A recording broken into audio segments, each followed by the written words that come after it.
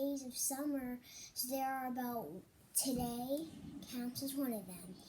Then tomorrow, so that's 1, 2, 3, 4, 5. Only 5 more days of summer. 5 more days of summer, that's it. 5 more days. And then fall's gonna be here, and then winter again.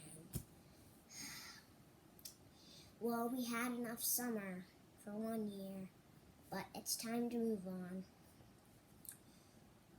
Well, there's not really a good thing about fall, except we can make leaf piles. My dad hates leaves.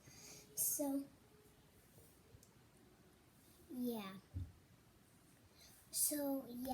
there's only 5 more days of fall.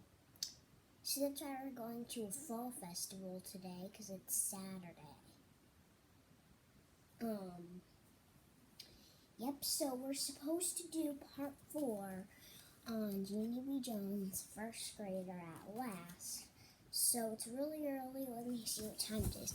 It's 8:22, and we're going to leave about at 10 a.m., so we have a little bit of time.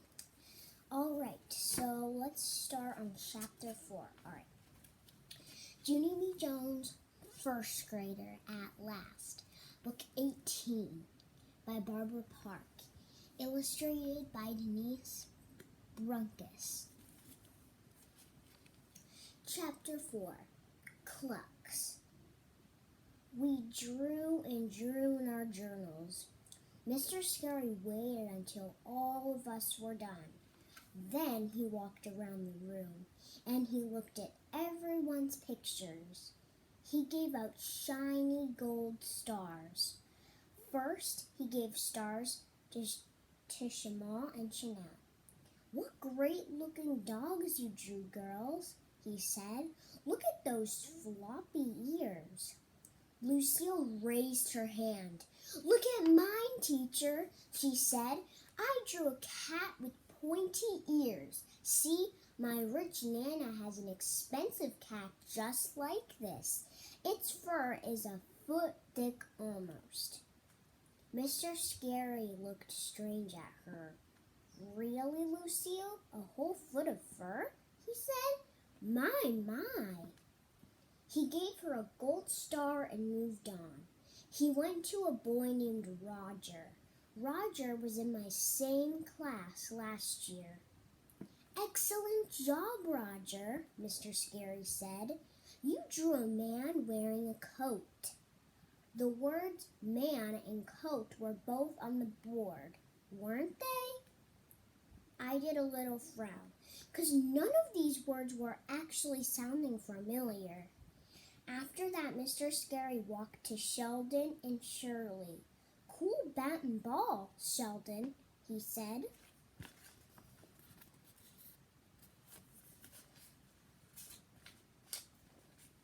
"And Shirley, you drew a bat and ball too, didn't you?" I put my head on my desk. Something was very wrong here. Finally, Mr. Scary got to May. "Oh, May," he said, "what a special clock you drew. The big hand has 5 fingers. That's very unusual."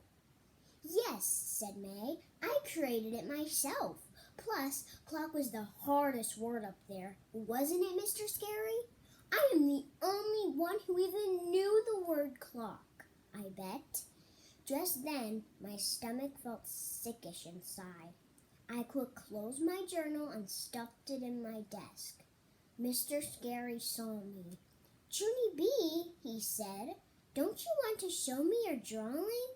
Don't you want a gold star for today?" I shook my head real fast. "Nope, no thank you." "No, I don't," I said. "Not today. I really don't care for a gold star today. But thank you for asking." Mr. Scary kept on standing there. "The end," I said. He did not budge. "Please move along," I said. Finally, Mr. Scary bent down next to me. He lowered his voice so no one could hear. "I'm sorry, Junie B, but I'd really like to see what you drew," he said. "I need to make sure that you understand understood the assignment. Then before I knew it, he took my journal out of my desk and gave it to me to hold.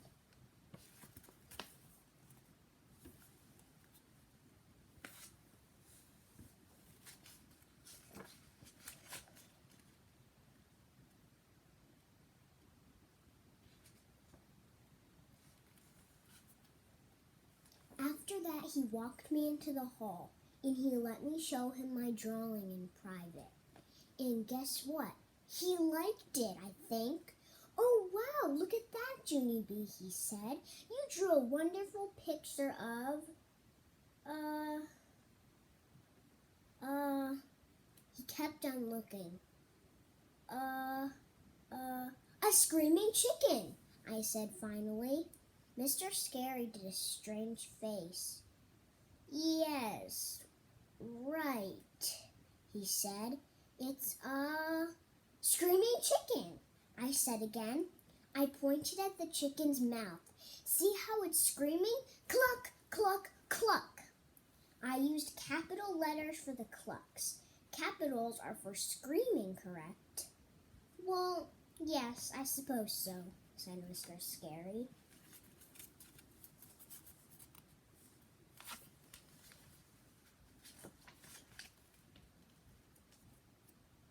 But the thing is, Junie B, the word cluck wasn't on the board today. "I know it," I said. "The word on the board was clock. Only I didn't read all the letters right, I guess, because I accidentally thought it was cluck." I tapped on my chin. "What I actually wanted to draw was the butt and bowl," I said. "I really liked the sound of that one, but I didn't know how to get started exactly. So I went ahead with the cluck idea." Mr. Scary looked confused at me.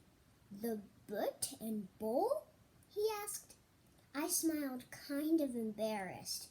"Yeah, well, I read the words wrong too, I guess," I said. "They turned out to be bat and ball." Mr. Scary frowned. He said. "What about the other words on the board, Junie B? Do you remember how you read some of the other ones?